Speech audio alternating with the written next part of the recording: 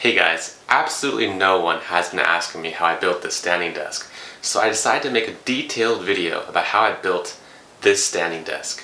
I started with Ikea since I knew someone with an Ikea Becant standing desk. Their setup works great, but I wanted something a little wider. Scrolling through Amazon, I found that most 60-inch wide desks plus standing hardware seemed to start at $300 range. At that point I decided to buy the tabletop separate from the legs. Vivo seems to dominate this space, and I found a refurbished set on eBay for $180. As for the tabletop, I found a Reddit thread about using an Ikea Gerton with the Vivo, which basically inspired the rest of my build. I picked up the top from a local Ikea, and the legs arrived not much later. At this point everything was going fine, because I hadn't even started. I made a number of mistakes from here, and I'll highlight how you can avoid them. Back to the build, I picked up the ingredients, which is basically sandpaper and polyurethane. I went with the gloss only because I didn't realize that it wasn't the matte. The cans look the same and I don't understand why. That was my first mistake, but the finished product didn't look too shiny, so no harm done. I set up the tools and workspace and opened up the table and inspected what I had to start. I will say the table looks great right out of the box. You will notice that the finish is smoothish, but could use a little sanding. The point of the polyurethane is to protect the wood from moisture and to add a little more contrast to the style. Anyway, the first thing I did was lift the table and smash the fluorescent line above me. Mistake number 2. I set the table against the side door, then proceeded to open that door from the other side, tipping the table over. Mistake number 3.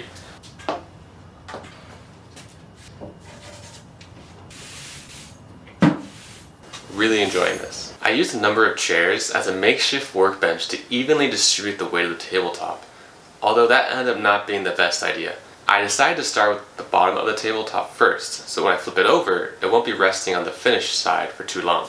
The plan was for 2 coats on the bottom and 3 on top. I started with 220 grit sandpaper and roughed it up following the direction of the grain. You don't have to press too hard. Just cover up all the surface area and run your fingers across to check for rough spots.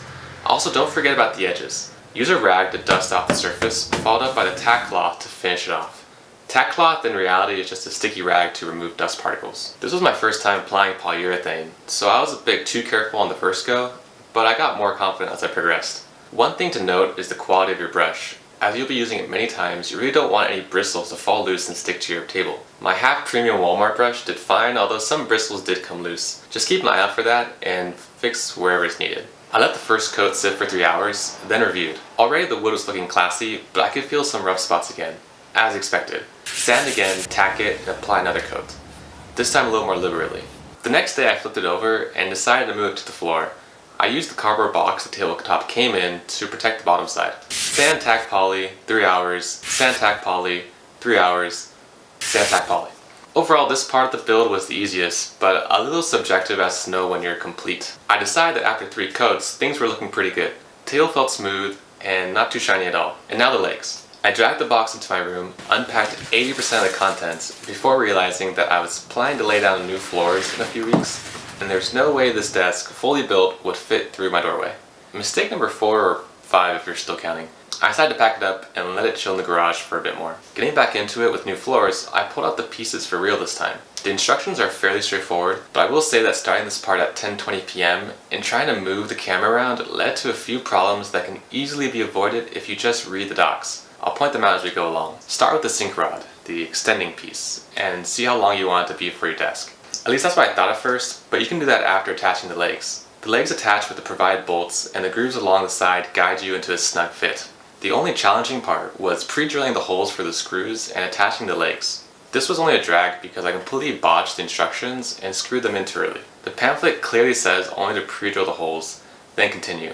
I did not do that and almost threw out my back trying to flip the table over. It was about this point when I realized my millionth mistake.